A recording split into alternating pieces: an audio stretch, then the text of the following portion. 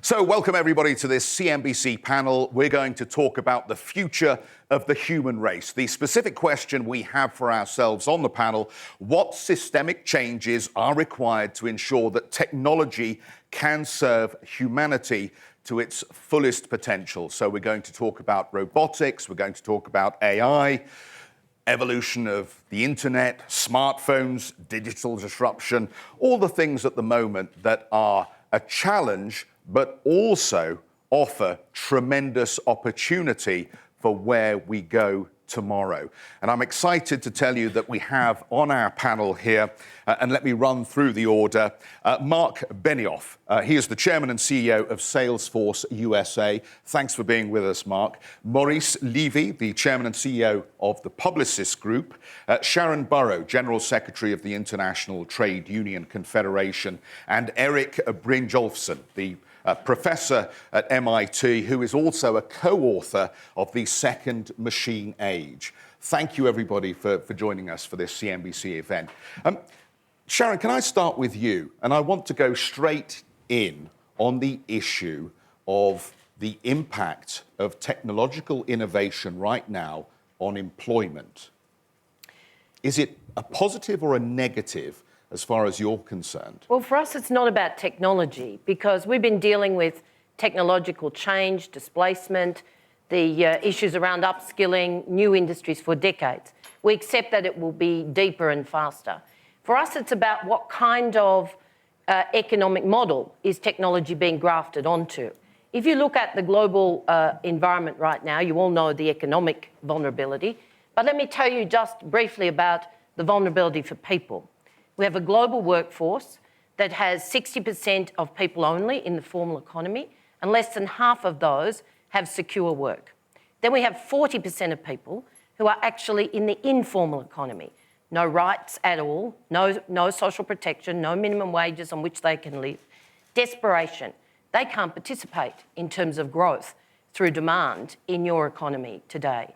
And then we have, sadly, about up to 30 million people enslaved in businesses around the world through supply chains, when 94% of the dominant model of trade, 94% of the workforce, have no relationship with the companies that they actually make wealth for. And that's without the refugee crisis, the desperation from economic plight, or indeed, of course, conflict, and the climate issue to come. So for us, the central question is, can technology be harnessed for systems change? Can we actually get to that zero carbon, zero poverty world where people are at the centre and the 1%, the capture of the 1%, is not the model on which the technology is harnessed? How are we doing at the moment? I mean, obviously governments are grappling with these issues. We also see companies trying to work out how they can best put technology into their operations without damaging the morale of their workforce and clearly hurting a very important part of their business operation. So how do you think we are faring at the moment? And if not well, how do we change that? I think we have a huge divide. You know, governments are struggling. It's that simple. You know the economic vulnerability and the orthodoxy that demand will come back if we just actually, graft on technology. I've heard some massive figures. $3 trillion will be added to wealth. You know, I just don't believe it. When we can't raise about $700 billion for the G20 commitment to infrastructure, the fastest, medium-term multiplier of jobs, then that's just a massive overstatement. So what I'd say to you is there are great business leaders grappling with this. I've joined the B team. We supported We Mean Business because the commitment to a zero carbon, zero poverty world that the world leaders decided on last year is the hope of the future. So the question really is, will technology play a role in helping us achieve that? Will we share technology? Because we don't now. Existing technology is not implemented on an equitable basis around the world, which might do something about development. So really, we're worried that the design of, it's not about technology. I think there are some ethical questions the world has to answer. It's really, will it be captured by the people who have captured the 1% who own the equivalent wealth to the rest of the world? Because if that's the model, demands and growth is not coming back anytime soon. You have said greed is outstripping opportunity. Now that's fighting talk. It's true. I mean, do you really believe that what is happening at the moment is purely about people filling their pockets at the expense of the workforce because technology is increasingly allowing them to do that? It's creating inequality. I think the model, I don't think it's human beings. I think CEOs, in fact, I know CEOs are human beings. Exactly. I think CEOs don't know, frankly. There's a woman in the Philippines who, I'd love to introduce to the CEO of Victoria's Secret. She actually says to me, her wages are barely enough to live on. Barely enough to live on. I'm talking desperation wages. But that's not what worries her. She has absolutely to accept forced overtime or lose her job. So she can't tell her 12-year-old son that she'll go home at night to cook him a meal or even say goodnight to him. 10, 12, 2, 4 in the morning. That's not a model any of you could endorse. But I can take you through the workforces of the world, the working places of the world, and actually show you the vulnerability. Now, if you can help us solve that, then we're all on the same planet. Zero poverty, zero carbon, technology, I'm in, but not if it's more of the same, on the same economic model. Mark, do you accept the points that are being made? I mean, is digital innovation now contributing to the stagnation of incomes and also a loss of jobs, particularly sort of mid-level jobs? Well, I mean, I agree, I think, on every single point she said, and it's also one of the reasons I joined the B team, because we are in a leadership crisis. We're not in a technology crisis. We are in a technology revolution.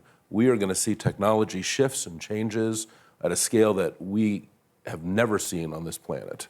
And you know that this week at the World Economic Forum, we've been talking about the fourth industrial revolution and how that is not just about digital technology, that's about many different types of technology, including bioengineering technology and advancements in genetic engineering like CRISPR and others. These are things that the world has never seen. I mean, of course, we're going to hear about artificial intelligence on this panel, but there are many exciting technologies that are happening. But this amount of change, this amount of transformation that is underway requires severe and extreme leadership. And that is what we need. We need stronger leaders who are able to give us a stronger vision for where we are going. And the countries that are having the problem are the countries with the weakest leadership, because that is the reality today. We have a wealth of opportunity, but if we don't have the leadership, we're going to end up in unbelievable levels of inequality like we're seeing in many parts of the world. We don't have a policymaker on the panel here, so I can't direct my fire at them on this issue, but I know what they would say. This is you passing the buck, because you have to take responsibility as the leader of a business but that's that not actually true. has a role It's not true, in and I'll tell you. changing the way Right. the business operates. But let me tell you why that's not true. The reason that is not true is technology is a continuum. It's constantly getting lower cost, easier to use, and the rate of technology change is getting faster. So it's really the leader's responsibility, these leaders that you're talking about. They have to accept that. You know, we are servants to this spirit of technology. This is happening. It's not any one person or any one organization or one company or one country. This is happening. It's the leaders that need to step up and acknowledge that the world is changing and then they need to do things now to make the world better. And that's, I think, the message of the conference this week, is that there is a leadership void in the world. And we need people who are here in this audience, people in this conference, people who are watching online to step into that leadership void and help us to get to where we all know that we need to get to. Because the technology is going to be there. Don't worry about that. That's going to happen. But will the rest of us get there? And I think that's the point that she's making very clearly. And it's a leadership void. It's a leadership vacuum. And it's a crisis of leadership. All the surveys are unfortunately confirming what Mark has said, which is the fact that people have very little trust in the leadership. And unfortunately, I must say that, including on the CEOs, it's not only the leadership of the countries, but when you ask the people how much trust they should put on the way companies are run, the polls are not very encouraging. It's very different, and this is where I may differ from you, is when you are asking the people of one company, they love the company they work in, and they love their CEOs most of the time, or the management and the way the company is run. So there is a crisis of leadership. And when you look at the current situation, it is one of the situations that we have barely seen in the past, because it's a combination of crises. There is the financial crisis, which hurt us in 2008, which is not yet finished. We should all be clear about this. The decision which had to be taken, and this is where we are in total agreement about the void of leadership, the decision which had to be taken in 2009, 2010 have not been taken. And today we are still carrying the load of the void of decision, or the decision which have been made only halfway, and people feel that they have made the right decision, and unfortunately, they have not done the full job. That is one thing. And if I could just build on what Maurice is saying, which is that technology is never good or bad. It's what we do with the technology. That's the leadership issue. That's clear. The second aspect is that we are in a transition. And when you are in a transition, if on top of this you have the GDP growth, which is against you, it is making that transition much more difficult, because people see the negative impact and they don't see the positive impact, or they believe that the positive impact is only on a handful of people or a handful of companies which are becoming very rich, very strong, and they don't see all the effect which is affecting the whole industries. And that effect is extremely positive. Yesterday we had a very interesting session about the future of internet, and a presentation has been made that we should, by and large, add 100 trillion. So maybe it's 98, I don't know, but 100 trillion to global GDP by 2025. If that is true, I think that we can expect very golden days in the future. I don't know how much of this will happen, but certainly a lot will happen. And what we need to do, and that is where we have a responsibility as CEOs, is that we cannot just sit and say we have to wait for the decision from the politicians. We have to push, we have to help, and we have to convince that they have to take the right legislation in order that we can transform our industries. Otherwise, what will happen is even more crisis, even more Greek situation or Spanish situation, or the current French situation, and we will see all this transformation happening without the right effect on workers, on enrichment of the society, and the fact that we will be in a much better society. Okay. Look, let me just show my age for a moment here. I remember a technological battle, and many of you may as well, and it was VHS vs Betamax, right? Yeah. And leadership is about taking a decision and sometimes picking a winner, but you basically have to make a decision. Now, if you made the wrong decision, as some did back then, you ended up with a Duff machine that you couldn't get the cartridges for anymore. Or at least there was a whole subset of industries that went out of business because they backed the wrong technology. And that's why we have stasis in leadership at the moment, because governments don't want to back the wrong technology and they don't want to make the wrong decision. So, Eric, how can we find a basis to move forward where the policymakers and the business community can work in partnership, can lay down a set of guidelines or rules that everybody can work with, and that leads to what Sharon is asking for, a protection of workers' rights? Well, it starts with the understanding that we just heard from all three of my colleagues here, and that is that technology is a tool. The biggest misconception I've heard here at Davos and recently is this idea that technology is going to come for all of our jobs and there's nothing we can do about it. The reality is that it's a tool, it's a more powerful tool than we've ever had before. whether technology is a hammer or an enterprise resource planning, that means we have more power to shape that going forward. Now, one way you can use that technology is to automate jobs and to eliminate existing tasks, and technology in many cases is a good substitute for humans. But the bigger opportunity is using technology as a complement. That is to enhance human capabilities, augment them. And there's a whole set of ways that can be done. We were talking just earlier in the room before we came out here, Mark was describing how in France, Salesforce is likely to add tens of thousands of jobs. And that's because you think about what Salesforce does, it makes a salesperson more effective.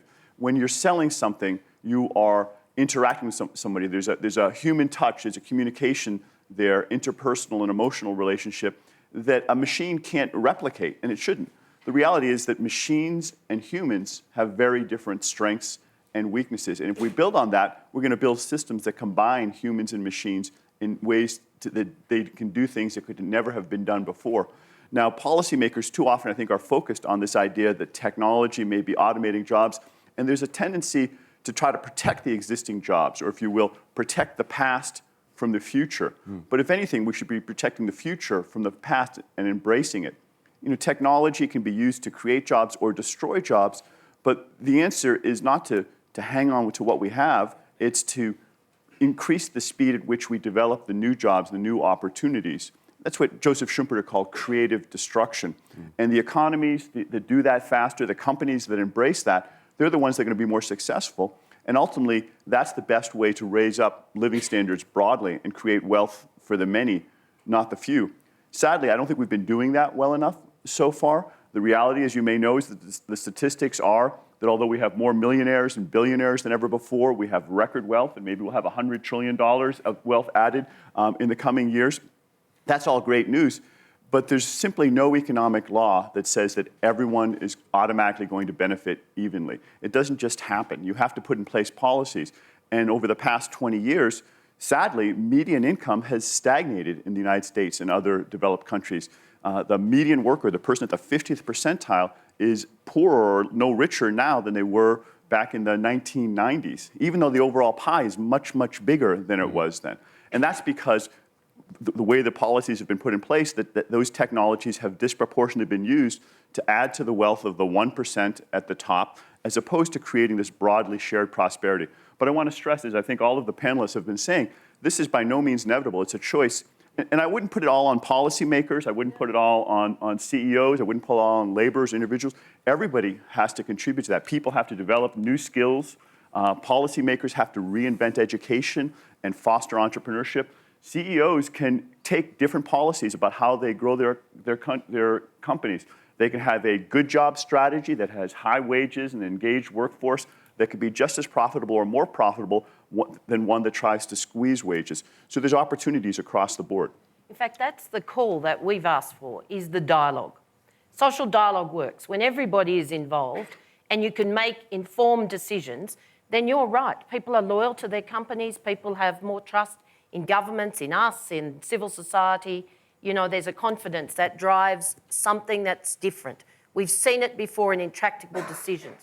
The problem is we've had a kind of selfish economy where people are simply driving, the notion of wealth for wealth's sake, as opposed to why we build economies, which is actually to create decent living standards for all our sons and daughters. And I want to say that if we're going to have 100 trillion extra, I'm going to raise the wage claims of the world today. But on a serious note, our wealth today, and I want to bring it back to people, our wealth today cannot pay through the current business model $178 US dollars a month for workers in Cambodia, or $250 a month for workers in Jakarta, or $320 a month for workers in the Philippines. And I could go on. I could tell you our wage claims in every country globally. They're very tiny. But if we don't think about that reality, who's going to buy your product, technologically smart or otherwise? You have said that Amazon treats its workers in Germany like robots. Yeah. And you have talked about the lack of dignity for those workers. What needs to change in the economic environment to persuade companies like Amazon to behave differently towards their workers if you feel that there is a problem? Well, I call it the sons and daughters test. The B team has an initiative called 100% Human. You know, we've all got an agreement, business, workers, governments, on the UN Business and Human Rights Principles. They are about due diligence, but they're about dignity. They're actually about dignity. And I say it's this simple. If you want companies that are human, and we're very committed, Mark and I, to this initiative, then what would you want your sons and daughters to be treated like? And that's the test. If you pass that test, you can be very proud of yourselves as a CEO and a human being. If you don't pass that test, something's wrong. Look, Amazon are not here to defend themselves, so I'm not going to dwell on their story. But Mark, I think you've made comments about people want to work for businesses that have a heart, that display some kind of love for their employees and hope that that love will be reciprocated. Well, love for their employees, and how about less love for the world and love for the planet and love for everyone? We don't have to just limit it to the employees. Why don't we just make it for everybody and everything? You know, I think that what she said is square on, but there is a undercurrent in the conversation, which is that, you know, there is this incredible change underway, and these incredible technology leaps that you're going to see over the next 1 to 2 decades are going to yield incredible miracles in the world, and they're also going to yield potentially, and God forbid, incredible horrors. Yeah. We need stronger leadership, and it's going to take CEOs to redefine and reconceptualize their role. I think that CEOs maybe have been somewhat isolated to thinking maybe that all they need to do is lead their companies. And I think CEOs need to take a higher, more abstract position. That's why we joined the B team, because our message is, as CEOs, we want to help guide this future. We know that there are many different futures ahead of us. And the future that we end up with is going to be a result of the leadership. But it's the CEO position that has to transform and change. Now, in your example of Betamax versus VHS, we can go back to that for a second, you probably remember that was also one company, Sony, Betamax, against a coalition, VHS. Ultimately, it was the market that decided what the best technology was. But it is very much a leadership crisis. And so we have to reconceptualize in our minds, who are our leaders? Who can help get us there? And if our political leaders are not taking it on, then we can't just say, oh, well, it's over, that's it. No, we have to take it on ourselves. People like you see here at this conference, like Paul Pullman at Unilever, or Richard Branson, or Maurice and others who are CEOs of some of the largest and most important companies in the world, they need to be right there, hand in hand with the political leaders, with the NGO leaders, with the societal leaders, with the religious leaders. Everybody has to work together in a new way, and we have to redefine that leadership is not just about who the head of the country is. It's leadership is about all of us. And if we can do that, then we are going to create this incredible new world. Well, let me take this forward a step, because I want to move on a little bit from workers' rights. But I think that we are already seeing the battle taking place over technology when it comes to privacy, where governments and policymakers are falling out of love with the market solutions. And you can see this very clearly now in the way that some European governments are saying, we want our data within our borders. We are no longer going to allow it to be stored on a server in the United States or somewhere else.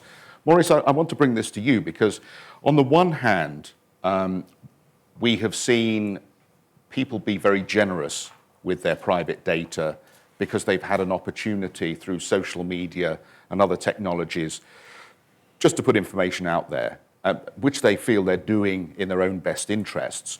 But we've also seen that data used for the wrong purposes, and increasingly so. So I would ask you, where is the line?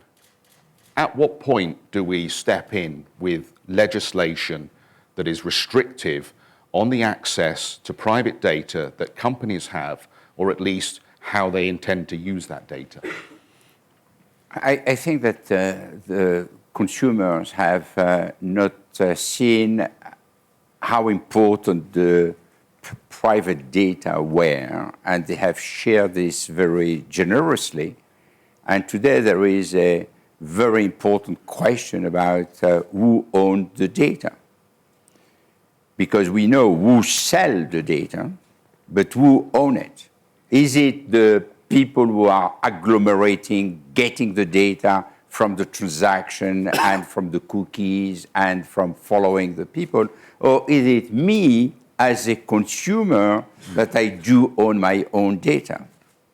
So that is a very important aspect which today has not yet been tackled. And I believe that there will be a point in time where the consumers say, okay, there is a whole of wealth which is developed around my own data, and I want my share of that wealth. And it is also in the shared economy something that they will claim to get it back. So that is one very important aspect. Then we have a divide between Europe and the US. The US are more open about the use of the data. Europe countries have been maybe damaged in the way data has been used in certain period of time, where files have been misused for other reasons, and they are very, very strict about the use of private data. For example, if you look in France, you cannot have information about religion, race, and I have been shocked the first time that I was working in the US when they asked me, okay, give us the breakdown between Jews, gays, black, red, white, whatever.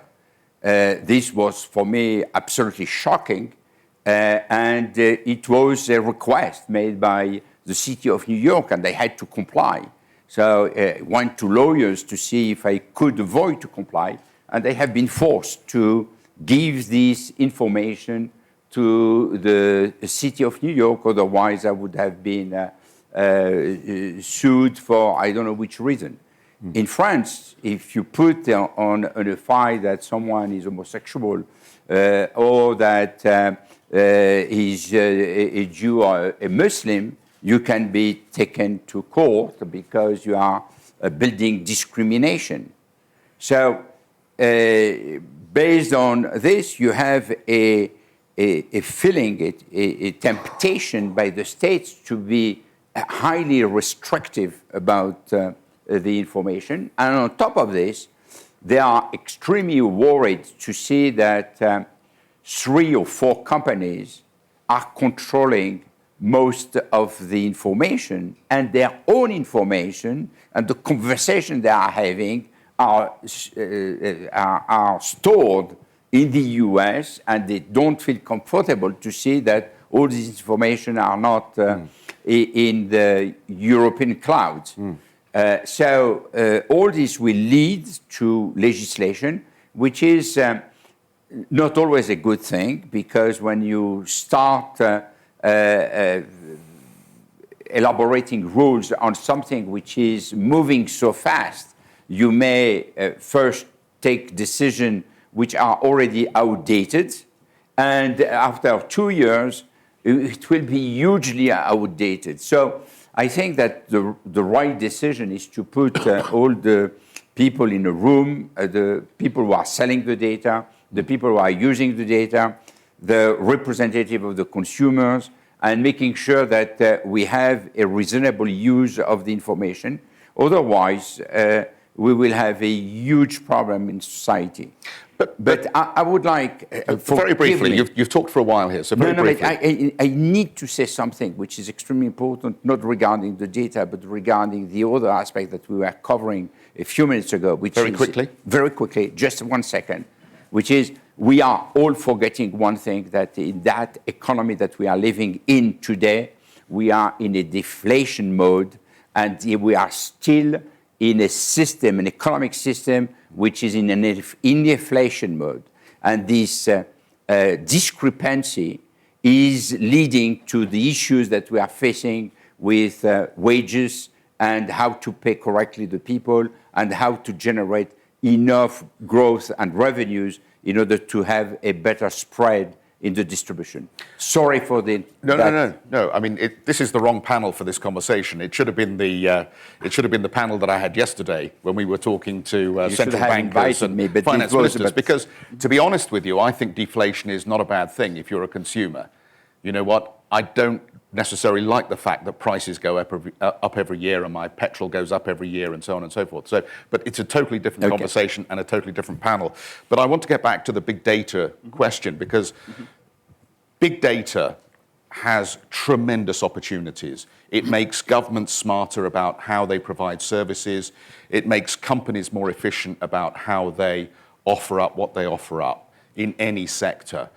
But we have got to a point, and I think, Maurice, you elucidated that very clearly, where we are almost starting to look at governments pushing back the progress in big data because they have become suspicious about how it's being used. What's the solution? Well, the reality is that big data can be used to create tremendous value, but it also has these privacy issues, and you have to strike a balance. And I fear that in many cases, some of the governments, especially in Europe, frankly, have gone a little too far. Big data, in some of the studies we did at MIT with Christina McElhern and Hee-Kyung Kim, has added significantly to the productivity of firms, 8% productivity improvements. And it could be used to improve targeting of ads and other things. And there was recently a study by another colleague of mine, Catherine Tucker, that looked at some of the restrictions that were put on data sharing. And the intention was to protect consumers by not allowing companies to have specific information about individuals when they targeted the ads. But it had these unintended side effects. One of the effects was that the revenue fell tremendously for the companies in Europe that previously had been able to target their ads, and untargeted ads is much less valuable, and less news and other information was provided. Another side effect was that they responded by trying to get the consumer's attention more aggressively, and they had more of these interstitial ads, these 30-second flash ads that are very annoying to consumers. And after a few years, they had to withdraw some of those regulations. So there's a trade-off there between trying to harness the benefits of of big data, but also protect consumers. And we have to be realistic about striking that balance in the right way. It's an example of how these new technologies are creating enormous opportunities. We've used the word trillions. There are trillions of data points that will be available through the Internet of Things that will be connecting the planet. But as we do that, we have to come up with new regulations. It used to be that the laws of physics constrained what information could be shared. If someone did a transaction and there was a receipt in the cash register, it was very hard for that information to be shared with people on the other side of the planet. Now, when everything's digitized, the laws of physics no longer constrain how the information is shared. So we have to come up with our own rules and regulations about how we want to share that. But again, I wouldn't want to be too aggressive about stifling the innovation in how that information is shared, lest we end up doing more harm than good. Isn't there also a battle about connectivity and who owns and has access to the internet? I mean, half the planet doesn't have access to the internet. It's that simple. So when we're talking about building huge digital platforms, that's one thing we've got to do something about. But the other thing that worries us is that, you have a battle now between, companies who want secure access to the net. You have, dictatorships who want to prevent people from connectivity and expression of, freedom of expression. Even simply commercial transactions is a worry for CEOs, but for us, it's about the democracy that comes with the internet and connectivity. So I think that when, cybersecurity is not up to the task without actually infringing people's human rights, and we've got a problem. And when 80% of the insurance against cyber attacks is actually located in the US, there's probably a problem as well. But for us, it's about how do you get access? How do we actually drive a world that is interconnected without the constraints either on your capacity to learn or to interact with people or to transact, but most of all to express in a modern democratic way your views about what kind of societies we want to live in? But Sharon, isn't that one of the great success stories is that because of devices like this, billions more people are being connected, and soon almost all the world's population will be connected. Absolutely. We're just impatient about it, like there's no question that, but when I see the possibilities of people being able to live freer lives, and yet you see that, too many of our people, I think it's way over a billion, don't have electricity, and indeed, half the planet doesn't have connectivity to the internet, then, this is my point about sharing today's technology. If we're going to get to a zero carbon, zero poverty world, and we don't share technology for renewable energy, for, the Internet of Things sounds fantastic around moderating our behaviour, our consumption behaviour as well, by the way, which is probably a good thing for planetary boundaries. Keep track of it. But, half the planet, come on, what's wrong with our model of IP and technology sharing that we exclude human beings to that extent? Mark, just to come back to you, I mean, you've talked a lot about leadership. We need to see leadership, and I think specifically you've focused on governments and policymakers here. Anything involving the human race that is so important or significant in the consequences that it may lead to clearly needs a global level set of standards or agreements. But we can't even get agreements on basic trade deals. We can't get agreements on what kind of military technology countries are or are not allowed to have. And there is always this sense that one country or other is pursuing in its own interests a one-upmanship style approach where they decide to sit out of the conversation. And quite often, if you look at the negotiations around the AIIB, quite often that country is the United States, where you would hope there would be leadership. So how do we get all of those governments around the same table to come up with a set of standards that we can all accept? Well, that's why we come to Davos, and we have to have these multi-stakeholder dialogues. That's the genius of Davos. The genius of Davos comes out of this stakeholder theory that Klaus Schwab created in 1972, and first Davos here talking about if we don't have multi-stakeholder dialogues, multi-country dialogues, dialogues between CEOs and NGOs and government leaders, we're not going to make that kind of progress. And as an example, let's just come back to your point, balkanization of data. And you look at this balkanization of data, well said, you know what? That comes from fear, that comes from ignorance. And then what does that lead to? Nationalism.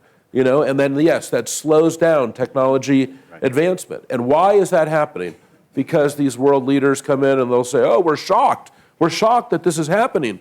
Well, but for 20 years, we've been articulating what is going to happen with data. Why have they not been paying attention? Why didn't I not act earlier? And I'll tell you why. Because the urgent, is basically consuming the important. And, we know other technologies that are really going to be transformational are coming. And yes, we have like a minister of finance of this country, and we have a minister of foreign affairs of that country. I think maybe every country needs a minister of the future also. Someone who can just kind of pay attention to what's going to come. Let those people deal with the crisis of the day, because we can't afford anymore for all of these guys to kind of throw up their hands and say, oh, we had no idea this was happening, when, you could go back and look at the transcripts of the World Economic Forum for the last 20 years. It's all been right there. It's been clearly communicated. So what are we going to do? What are we going to do? That is the question. What action are we going to take? And that is my leadership point, which is let's transform leadership. And that's I think, the message of this event. I think that's why we're here. But Eric, is dialogue enough? I mean, with the greatest of respect to Klaus and to this wonderful organization, and we come here every year and have these conversations, policies don't really get made here. A lot of people spend a lot of time talking. So dialogue's not enough, is it? We need something No, of concrete. course it's not enough, but it's a start. And the way you do, the first step to solving any problem is recognizing it and understanding the issues that are there. But there are a number of very specific policies that could be put in place. And I would start with education. That's a great place to start. When you see growing inequality, it's often a sign that we aren't doing education right. The first Nobel Prize winner in economics had this great insight that inequality is often the result of a race between technology and education.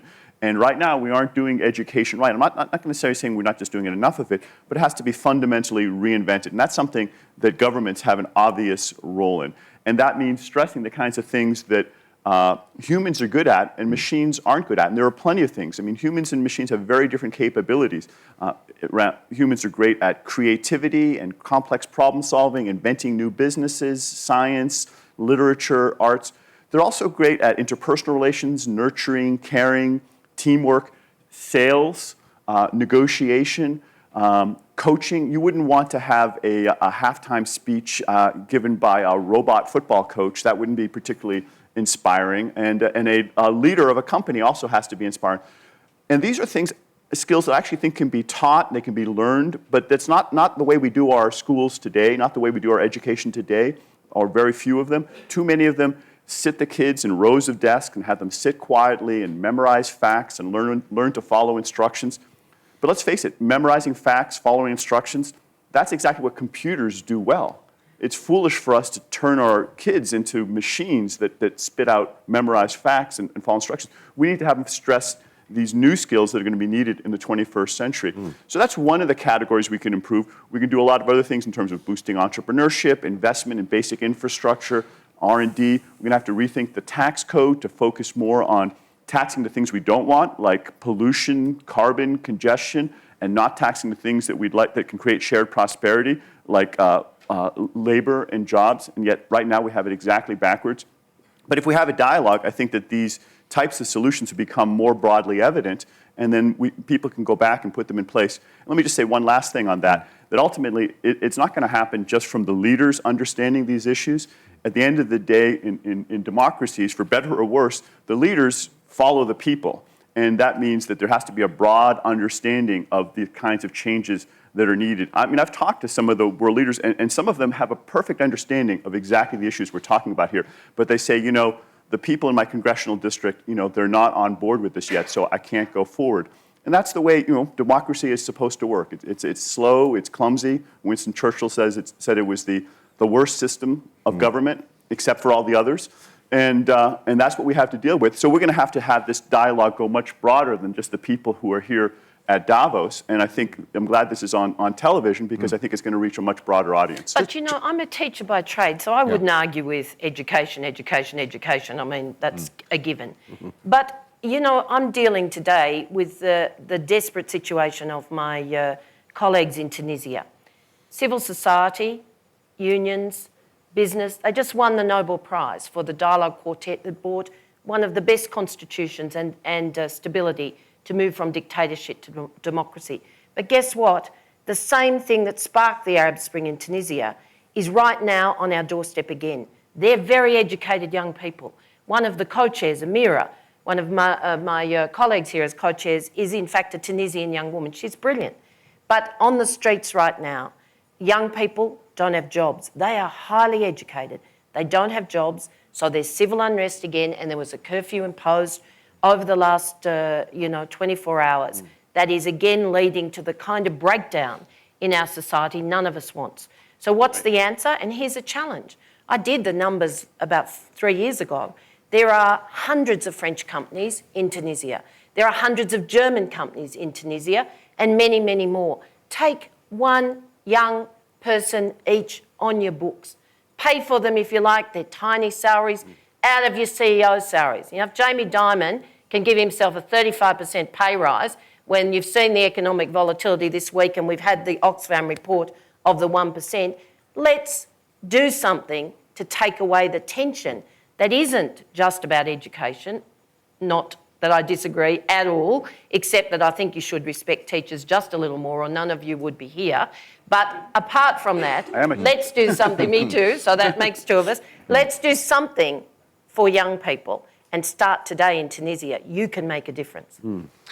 Just to come back a moment here to the point that you were making.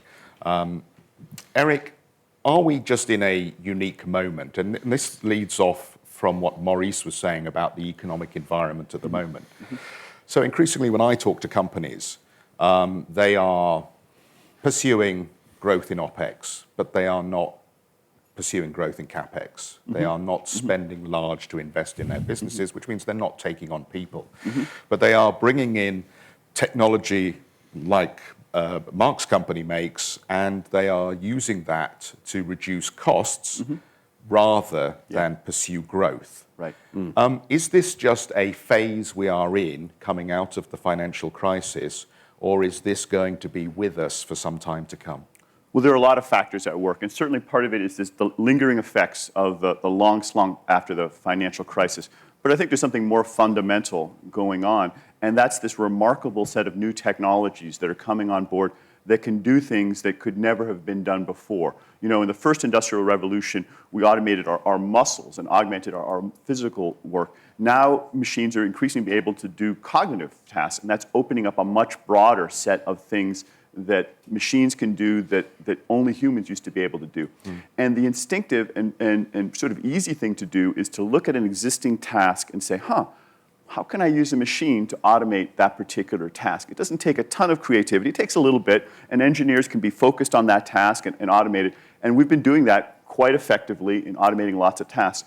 But the more valuable strategy in the long run is to be a little more creative and say, how can we use a machine to take this human and make them even more valuable than they were before, doing something new, something that wasn't done before, create a new product, a new service, a new business process, a whole new business model. That's something that's rare. It takes the kind of entrepreneurship, the kind of creativities that entrepreneurs have. I personally believe that it's entirely possible, but when you have these kinds of technological revolutions, I think the first instinct is too often to just stick with your existing tasks, your existing processes, and just automate them. And I'd call that lazy. It can be profitable, you can make some money on it, but in the long run, the bigger wins come from expanding the pie, and that's a strategy that isn't just good for the bottom line, it's good for society because it creates shared prosperity, and what I was saying, benefits for the many, not just the few. Maurice, very briefly. Yeah, on this aspect, there is two very important elements. The first one is that we are living since 2008 in a world of uncertainties, and people are CEOs and management and board are a little bit reluctant to invest, and that is one of the reasons. The second reason is that there is a short-termism approach from all the investors, and Larry Fink has written a letter which is quite clear about this.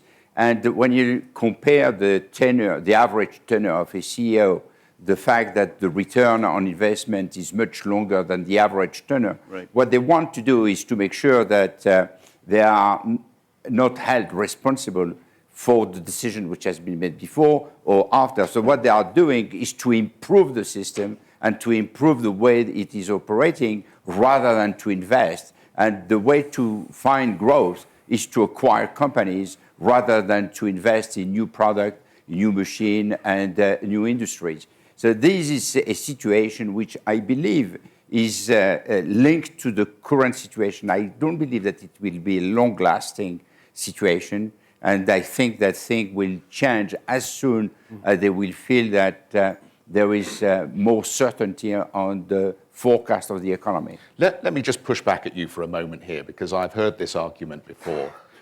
You are the CEO and chairman. Mark is the CEO and chairman. You run your businesses. They buy a stake in your business if they think it's going to do well. But you run your business. Yes. So if you decide that you're going to run it in the interests of short-term share price performance, that is your decision. That is not their decision. So let's be clear where the responsibility lies. I want to address that, because that is what we are talking about. That you just got to the heart of the matter, which is that It's only taken 45 minutes. Well, this is the heart of the matter, which is that CEOs need to wake up. They need to wake up, take on the new responsibility, and you cannot focus on your shareholders. You have to focus on your stakeholders. You can see what she is talking about, what he is talking about, what he is talking about. What you're talking about, stakeholder management. That is, there are many stakeholders that CEOs are responsible for. And if you take this kind of highly focused strategy okay? Just, as your 2-year tenure as CEO to maximize shareholder value, you're not only going to probably destroy your company, but you could destroy the world. So we do have to shift the CEO consciousness and get CEOs to engage in a multi-stakeholder approach. This is really critical. I loved your comment about education, which I think everybody resonated. I strongly believe that the two most important forces of the future will be education and forgiveness. Because education gives us the knowledge of what's possible. Forgiveness lets us let go of our grudges and problems from the past. And if we can create this kind of beginner's mind, this idea of what the future could be, with all the incredible possibilities of the fourth industrial revolution, and we can all work together as leaders, then we can really do something amazing. We can really do something for those who are impoverished. We can create the zero carbon, zero poverty world that we've heard about. It's all right there. The potential, it's all right there. All we have to do is wake up. Let me just Maurice, I know you want to come back in, but let me just ask you. The Edelman report coming into this Davos told us that there is one group where there is trust in business, and that's growing. And they are the digitally connected group. And then there is a whole big group below that who are increasingly distrustful of public institutions and businesses. Now, why is that what you're happening, saying. and how do you change that? This is what you're saying. You've said it now 5 different times, 5 different ways. Inequality on this planet is our number one most serious issue. Okay? What are we going to do about it? We're going to create equality. Okay, what are the 5 things we're going to do to create equality? Let's do it. Yes. Let's come up with the 5 things to create equality. We know we have inequality. All right, let's transform that to equality. Everything from, take something like women. Let's make sure women have equal opportunity, equal advancement. Let's make sure that companies pay women the same that they pay men. Now that's They've a invested billions of dollars. Sign on the bottom line. Billions of dollars have been invested in HRMS systems. These are the human resource management systems that keep track. With one button, a CEO knows if they are paying women more or less than men, okay? But are they willing to press the button? That is leadership. Okay, are you paying women the same as men? I do. I do. And I want just to come back on the question that you put regarding CEOs and the way we are operating. I have, with my board, decided that I will take a long-term view on some changes and some transformation. My stock went down by 26% in the last 12 months. And we knew that we will be hurt. And we have accepted to be hurt. And this is how you run long-term operation, by accepting to take a hit for a short while, I hope a short while, maybe 2 years, because you need to transform your business. And I'm not the only one to do that. And you have many CEOs who are doing this, and there is the vast majority which are under the pressure of short-termism. And what do you see? Activists which are coming and which are disrupting the company and sometimes leading to the sale or to the breakdown of the company in 2 or 3 pieces. So it's a very complicated issue. We cannot judge the things by only taking one aspect. The whole system has to be revisited, including the way investors are getting a return. And they have to accept to be part of a solidarity system by which we are creating value on the long term, but we are creating value for all the stakeholders, not only maximizing, as the Chicago School is saying, maximizing shareholder value. We have to take all the elements of the system and try to improve them all. But I agree with that. I say which shareholders, because working people have $30 trillion invested in the global economy. That's our pensions. We have double that if you take our mutuals, because we don't just bargain for better wages and conditions. We build mutuals, we build banks, we build health societies, we bargain for pensions. And deferred wages, by the way, not simply CEO contributions. And we're going to have a proxy season this year. If we're serious about zero carbon, and we don't say to every company, fossil fuel companies, yes, Certainly oil and gas, I think we've lost an orderly exit from coal and we need to look after those communities and workers, but also every company.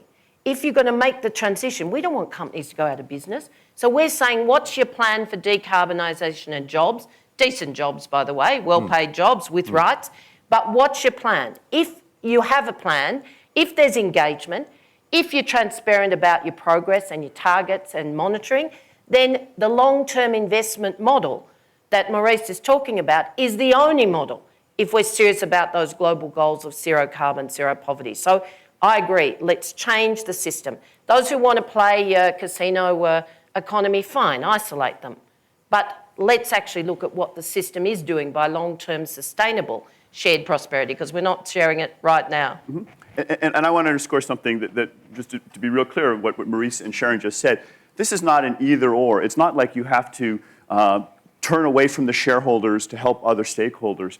The great news is that there are very good research by Zeynep Tom and others that show that actually it can be more profitable if you go with the good jobs approach, she calls it. She has an index, a good jobs index, that shows that companies that invest in this broader approach, that invest in their workers and the other stakeholders, part of the community, they actually in the long run do significantly better. And so if those shareholders saw you doing this and they sold their stock, well, shame on them. They're making a mistake, not just for the world and for society, but for their own bottom lines, because ultimately companies that do this are better. And I don't want to create this have everyone get the misunderstanding that that it's an either or. If we do this right, we can invent systems that do create shared prosperity. And that's one of the reasons that at MIT we create something called the Inclusive Innovation Competition to recognize companies that are doing that and spread the word that this is a profitable system. It's not that we have to turn away from one group. It's that we can invent systems that benefit all the groups simultaneously. If somebody could just tell me how much time we've got here before the room is needed again, because we've run a little bit longer in the discussion because it's been such a great discussion, but I do want to give the audience an opportunity to ask a question or make a comment. So just put your hand up if you'd like to participate. Yes, sir. Yes, I'm Ulrich Schäfer. Let's get the microphone to you. Ulrich Schäfer of Süddeutsche Zeitung, the biggest daily newspaper in Germany. I have a question to Mark Benioff. You mentioned that there are 5 things we could do against inequality, and you mentioned number 1, and then the discussion moved on. So what are the next 4 points? Okay. Thank you. You know, I come from a place far away from here called San Francisco. And in San Francisco, we have a huge economic boom underway. And also an incredible innovation boom.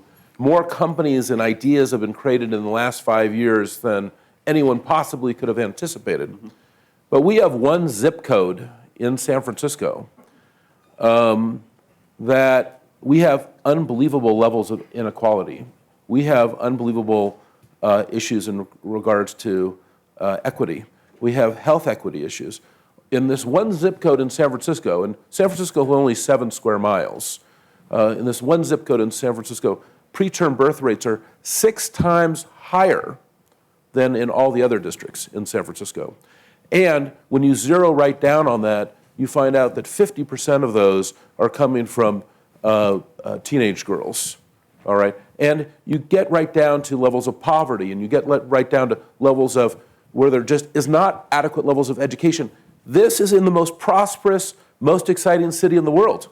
So I am the largest tech employer in San Francisco, Salesforce.com. Should I be working on that? Damn right, I should be working on that. So I've got 2 new children's hospitals that I'm building, one in San Francisco, one in Oakland. I give all of my employees 4 hours a month, 6 days a year to do volunteerism. I tell them to get into the schools, get into the hospitals. I hold them accountable for that. I make sure that our technology is used for free in every nonprofit and non-governmental organization. And I'm doing whatever I can to help create more equality that I know that is necessary. Why? It's totally selfish. What happens if that goes really wrong? Right. You know, it's not going to be pleasant, and it's going to really impact our company in a very negative way.